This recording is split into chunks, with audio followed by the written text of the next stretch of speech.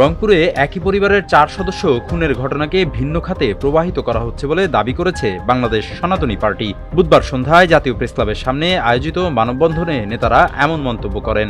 এখানে অনেক প্রশ্ন থাকে, যারা পেশাদারি খুনি নয় তারা কিভাবে ওখানে চারটি মানুষকে খুন করলো, এরপর তারা ওখানে বসে শশা খেয়েছে, খেজুর খেয়েছে, স্নান করেছে, এগুলো কি নাটক নয়?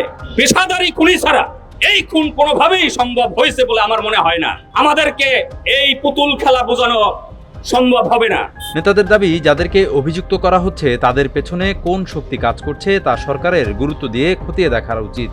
দুইজন মাদক সেবী তাদের মাদক সেবনে বাধা দেয়, তারা উত্তেজিত হয়ে বা রাগের বশবর্তী হয়ে কিংবা নিজেদের পরিচয় আত্মগোপনে রাখবার জন্যই 4 জনকে হত্যা করা হয়েছে।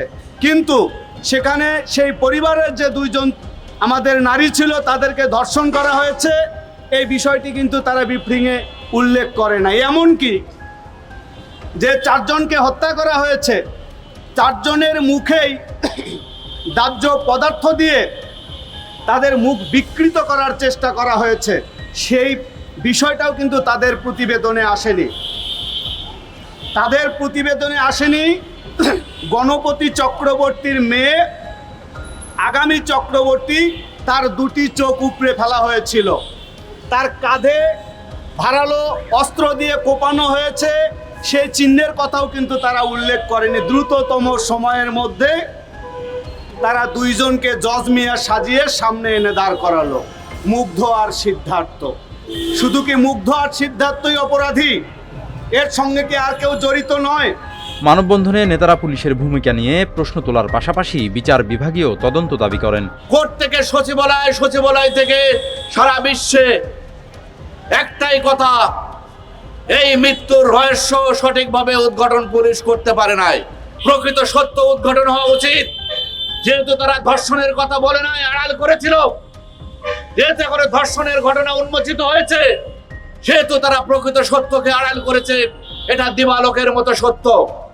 অতএব আমরা এই ঘটনা অনতিবিলম্বে জুডিশিয়াল তদন্ত জানাচ্ছি আমরা রংপুরের এই ঘটনাকে। সনাতনী ধর্মাবলম্বীদের নিরাপত্তা নিশ্চিতে তারা সরকারের প্রতি জোর দাবি জানান। বাংলাদেশ যেদিন থেকে সৃষ্টি হয়েছে তারপর থেকে ক্রমাগত নির্যাতন, নিপীড়ন, অগ্নিসংযোগ, গণধর্ষণের ইতিহাস সর্বকালের রেকর্ডকে ভঙ্গ করেছিল কিছুদিন আগে। তারপর ধীরে ধীরে আমরা প্রত্যাশা করেছিলাম যে নির্বাচিত সরকার এলে হয়তো এর পরিবর্তন হবে।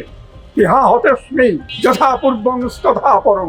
আগে যা ছিল তার চেয়ে খুব ভালো কিছু আমরা দেখছি না, বরং আইন শৃঙ্খলা পরিস্থিতির, যারা আইন শৃঙ্খলা পরিস্থিতির নিয়ন্ত্রণে আছেন তাদের দুঃখ জাগতে পারে, কিন্তু কি কর্ম তারা করছেন যার জন্য এভাবে একটি পরিবার নিশ্চিহ্ন হয়ে যেতে পারে।